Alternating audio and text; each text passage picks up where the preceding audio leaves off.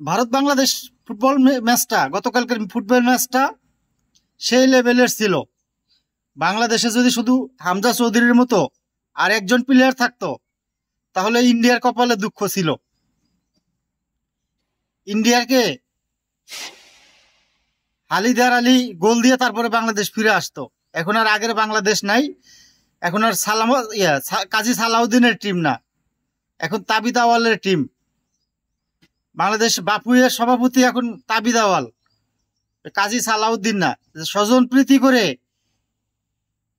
16 বছর football federation সভাপতি থেকে ফুটবলের জন্য বাংলাদেশে ফুটবলের 1 ইঞ্চি উন্নয়ন করতে পারে নাই কে।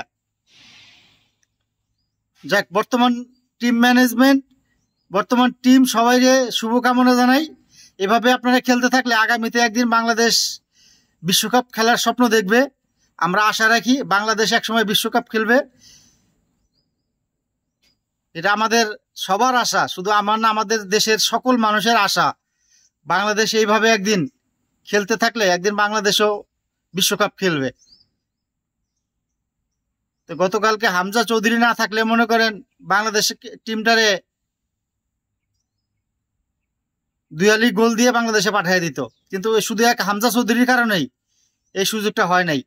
এর জন্য হামজা চৌধুরীকে সহ যারা হামজা চৌধুরীকে আনার জন্য উৎসাহ যোগাইছিল তাদের সবাইকে ধন্যবাদ, যে এরকম একটা ম্যাচ উপহার দেওয়ার জন্য।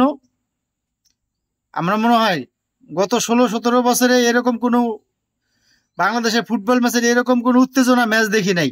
গতকালকে যে উত্তেজনা ম্যাচ দেখছি আমরা, ম্যাচ বাংলাদেশ না জিতুক, একটা পয়েন্ট নিয়ে ঘুরে আসছে, ড্র তো হয়েছে ম্যাচ, লজ্জার হাত থেকে তো বাঁচছি। বাংলাদেশ টিমের আবারও শুভকামনা। আগামীতে আপনারা আরো ভালো খেলবেন, আপনাদের দলে আরো ভালো ভালো প্লেয়ার আসবে, আমাদের আশা রইল। এই টিমটা যদি 6 মাস আগে খেলতো, এই গতকালকের ম্যাচটা যদি খালি 6-7টা মাস আগে হইতো, মানে 5 আগস্টের আগে যদি হইতো, তাহলে বাংলাদেশের নিশ্চিত হার ছিল কপালে। কিন্তু ইন্ডিয়ার কপাল খারাপ, এই যে 8টা মাস পরে বাংলাদেশের সাথে ম্যাচ হয়েছে, এর জন্য তারা কিছুই করতে পারলো না। তবে বাংলাদেশ টিমের ধন্যবাদ দিতেই হবে সবারই। বাংলাদেশ টিম গতকালকে খুব ভালো খেলছে, আমরা সবাই মুগ্ধ হয়েছি খেলা দেখে। বিশেষ করে হামজা চৌধুরী খেলা দেখে আমরা সবাই মুগ্ধ হয়েছি। আগামীতে হামজা চৌধুরী বাংলাদেশকে একটা সুন্দর খেলা উপহার দিবে, এই আশাই করছি। সবাই ভিডিওটা শেয়ার করে দেবেন। তো আমার মতো হামজা চৌধুরী খেলা কার কার ভালো লাগছে অবশ্যই কমেন্ট করে জানাবেন। আমি কিন্তু মালয়েশিয়া থেকে রাত জেগে খেলা দেখছি, আপনারা কে কোথা থেকে খেলা দেখছেন অবশ্যই কমেন্ট করে জানাবেন।